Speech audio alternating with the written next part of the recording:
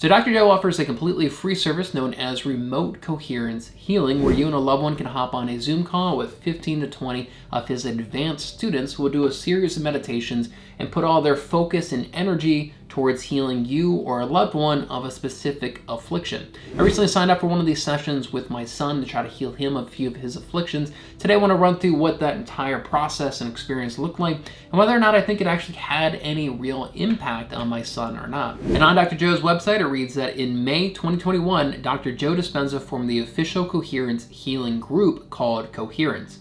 This group is made up of advanced students who have been dedicated to this practice as taught by Dr. Joe during the week-long advanced retreat. And on the same page is where you can actually sign up to request your own remote healing session. And the official group schedule is somewhat limited, so if you can't find a time slot that works for you, Dr. Joe also has links to other authorized coherence healing groups that follow his practice and his teachings. Now, I did my session with the official Dr. Joe group, and one of the first things that they did was have me fill out a survey where they asked me questions about my son and what these specific afflictions are that I'm hoping that they can help out with. They also asked me to upload a photograph of my son as well. Now, my son was born with a genetic disorder known as Fragile X, which has caused very severe intellectual disabilities as well as autism. He's 6 now, he's still not potty trained, he's still nonverbal, he's actually never spoken a single word. And so when I filled out this questionnaire, that was the aspect that I really wanted them to focus on. I was really hoping they could help him communicate and learn how to speak. And him being nonverbal is a pretty big challenge for us, and I can tell it's very frustrating for him as well when he can't clearly communicate to us what he's really looking for, what he really needs. He also has a lot of other, side effects as well of the Fragile X. He has obsessive behaviors. He gets sensory overload sometimes as well. And so I was hoping that this session could help him with all these other symptoms. But the big thing that I really was trying to focus on is helping him communicate. And we've had him in speech therapy probably since he was about 1 year old. He still goes to speech therapy today, and we've often work with him trying to get him to communicate and use his words and his lips and actually be able to speak a few words. And so that's kind of the big focus of what I was hoping to get out of this coherence healing session. So on the night of the session, I brought my son into his playroom with me. I set up my laptop, I opened up the Zoom call, and my son, he doesn't really understand most words very well either, and he does have autism, so I had to give him my phone so he could play around on YouTube just to kind of keep him calm and keep him in the same room. So then the session starts on Zoom, and they ask everybody to turn on the webcam just for a moment, just so that they can verify that we are actually there in the room with them. Whoever's being healed, the healee is there in the room with them. And the session started off with some words by Dr. Joe talking about remote coherence healing and a little bit about how it actually works. So after about 10-15 minutes of this pre-recording of Dr. Joe talking about how remote healing works and heart-brain coherence and everything, then the person kind of leading this session, he came on and started talking about one of the healees. So on the session, my son was maybe one of maybe 5 people on the session that were being targeted for this healing power. And there's probably another 15 or so healers, some of his advanced practitioners, students on this call as well. And so they went through the first person to be healed, and they showed a picture of the person, and they kind of talked about some of their affliction, and they had sort of a mantra about what they were hoping to achieve out of this. Is something along the lines of like, Susan's body is going to heal itself and she's going to have a quick and healthy recovery. Something along those lines. And then they showed a picture of her. And then they went to a recording of of Dr. Joe leading another meditation. And so everybody, all the healers, would kind of focus on the image and that particular person and what they're hoping to achieve out of it and follow along Dr. Joe's meditation. I laid down as well, and I did my best to follow along. I had to kind of keep track of my son and keep him in the same room with me, make sure he didn't run away, and he was listening to YouTube, so I didn't get to go into like a really deep meditation during this, but I did try to go as deep as I could. And then it did say that the healee, whoever's being healed, if they could kind of close their eyes and follow along in the meditation as well, that would be really optimal for all of this. And so we did kind of probably maybe a 20-minute meditation, focus on the very first person. And then they went on to the second person, right? And again, they showed their picture. They had kind of a mantra of what they're trying to achieve specifically with healing them. And then all the students and practitioners kind of focus on that image and followed along in a second meditation by Dr. Joe, slightly different variation of it. And they did this and so on until they came to my son, and same thing, they pulled up his picture so everybody could see it. And it was something along the mantra or the healing words or something along the lines of, Aiden's brain is strong and growing and he's developing the ability to communicate. And so then we went through and we followed along Dr. Joe's meditation for this. And so the entire thing probably about an hour and 20 minutes, with Dr. Joe's little intro and then maybe 20 minutes each of maybe 4 or 5 different healing sessions for all these different people. And then that was it. That was the end of the session. Now, I was pretty excited about this session, right? I've read the entire Becoming Supernatural and several of his other books, watched tons of Dr. Joe's interviews, and I am a believer in this stuff. And mostly, I'm not 100% convinced on everything, but I'm mostly there. And I remember telling myself, man, if Aiden says his first word tonight, after the session or during the session, or even in the next few days, I'm going to take that as a sign that all of this is 100% real. All of this everything they say is real. And if that happens, I'm going to drop everything in my life and dedicate my life to learning this practice so I can continue healing my son and healing others. That would be absolutely a sign that this is the path that I need to drop everything in my life and focus on this.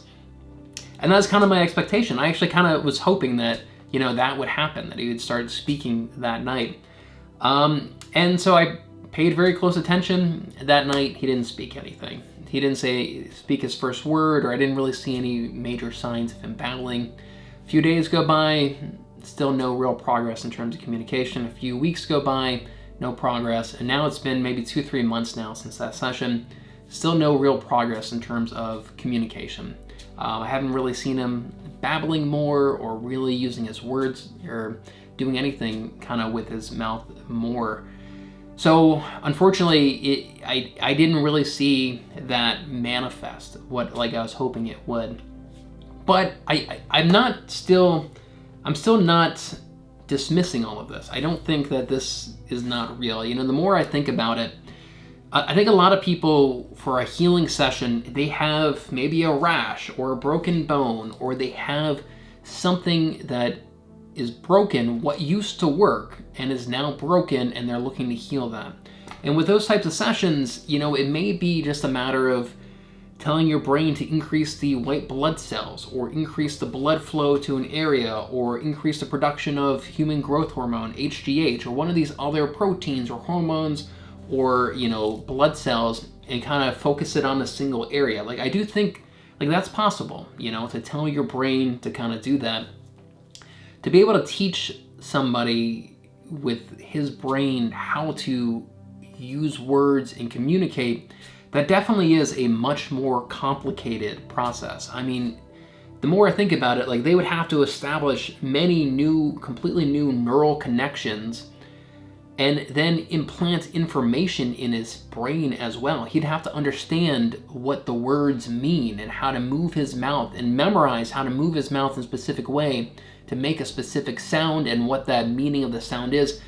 It's actually implanting information in his brain, and that's pretty complicated. And perhaps hoping that could happen in the span of 1 hour, maybe that's hoping for too much, and I'm not completely dismissing all of this. Maybe what I need is multiple sessions in order to achieve this, Maybe this session has helped him out in some way, and it's just kind of a small step in that direction. Maybe it helped remove some blocks and to help him achieve that goal. So I think for me, hoping that he could speak his first word that night, maybe just too much. I had too high of expectations. Now, I did pay attention to his behavior after this, and I actually did notice a change in his behavior after this healing session. Now with him being autistic, he oftentimes will just get on his tablet and kind of go off, and he'll be in his bedroom for an hour, 2, 3 hours, just him alone on his tablet if we let him. And we often have to like, no, come on, you need a break time. Let's go read a book. Let's go do activities. We have to kind of engage with him a lot more. And we have to kind of force that engagement on him because he will just kind of go off in his own little world by himself.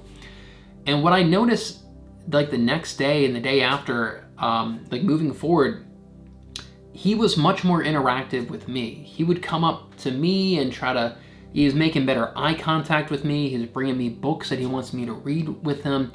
Yeah, that was just a big thing. It was much more interactive with me. And I remember I'm divorced, and to have him 50% of the time, I gave him to his mother a few days after the session. I remember her telling me, complaining about the same thing. She's telling me, oh, he's been up my butt all day long. He just won't leave me alone. So it's maybe a little too much, but it's a good thing. And I was like, yeah, I noticed that too. He's much more engaged in interacting with us. So I thought that was really interesting that I noticed that, and then my ex-wife also noticed that when she had our son. And so kind of going back to, maybe this is too complicated of an issue to be healed during a 1-hour session. Maybe this is kind of the first baby step in this direction. Maybe the session did do something to his brain, made a few new connections, maybe pruned a few neural connections, strengthened or established some new neural connections in his brain, and part of that made him want to interact with us somehow a little bit more. I don't really know, but I'm not dismissing this yet. I'm not giving up on this yet. I definitely think that there is something to this. I've done a lot of meditation myself, and I've gone within, and I've experienced some really weird and wild sensations that it's really hard to verbalize. But when you get into these deeper meditative states, it feels like there's a powerful energy within there. You can kind of feel it resonating, and I've always felt like I'm just barely scratching the surface of this energy that I can feel in these meditations. And, so having that experience, when people claim that they can tap into this power and direct it and channel it remotely, it's not that unreasonable of a hypothesis there. After I've experienced, I've sensed that powerful energy within these meditations as well. So anyway, that's kind of my experience with it. It didn't quite reach my goals that I set, but my goals may have been too high because my goals weren't exactly him healing himself. It's actually creating something new that was never there before. And that may not necessarily be the typical healing session that goes on here. But maybe, this session did help him grow and maybe remove some neurological blocks. Maybe it helped prune some old neural connections in there. I don't know. But I think it's definitely interesting. I've only had one session so far. I think I do want to sign up for more of these sessions as well. And actually, I want to learn this craft as well. I want to learn how to do this remote healing so I can continue to do it on my son. So far, I've finished Becoming Supernatural. I finished The Formula, his online course. I finished Breaking the Habit of Becoming Yourself. I finished You're the Placebo. There's another online course I'm going to sign up for. And then after that, I can go to the advanced retreat. I think those advanced retreats is where they actually teach these remote coherence healing sessions. But once again, if you guys want to sign up for this yourself, I will have a link to it down in the description below, as well as a link to where you can find the other organizations that are affiliated with them and endorsed by them who practice these same type of healing sessions but are not the official group. If you guys want to see my thoughts and complete review on Dr. Joe's online course, The Formula, you can check that out right here. Don't forget to subscribe for more Dr. Joe and spiritual content like this. Thanks so much for watching, and I'll see you over in the next video.